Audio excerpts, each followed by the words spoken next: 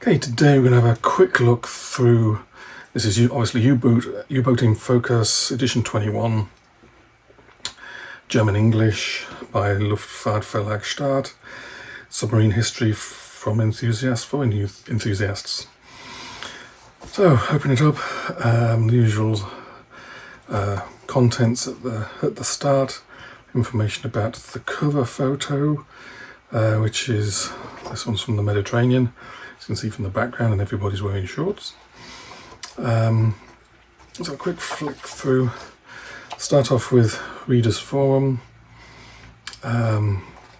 editorial up there, going through the future plans for the books, and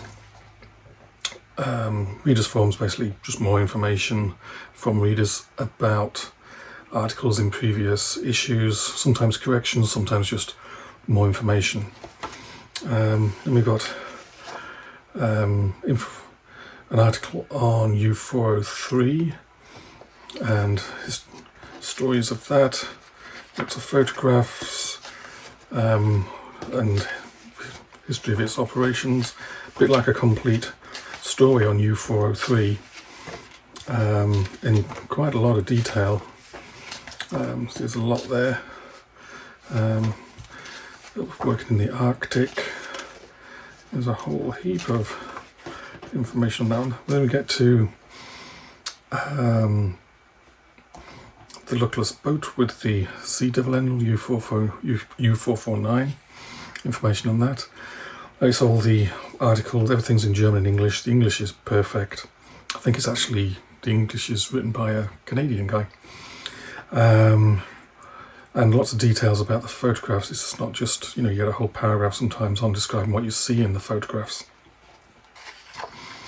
More information, article on U449. So a bit there. So we're over halfway through the book and we've had 2 articles in depth on 2 submarines. A bit about people who worked inside the U-boat bunkers who didn't see the light of day. Rank insignia on commanders' oilskins. There's an article on that. It's basically about how everybody in the conning tower wore oilskins, had to tell the difference between who's the boss and who isn't. So they put literally paint or tape rank insignias onto the oilskins. Summary of U453's actions. An article about Captain Lieutenant Kretschmer, or just one, and just an article about him as much as one event. See, there's him going out. Life ring from the motor tanker Conch, where that ended up. There's a story about that. And then at the end, U-858, first Kriegsmarine vessel to surrender to the USA after German surrender. Article about the U-boat men who became tank hunters near Hamburg. And then at the backside, there's some more photographs from U-858 after its surrender.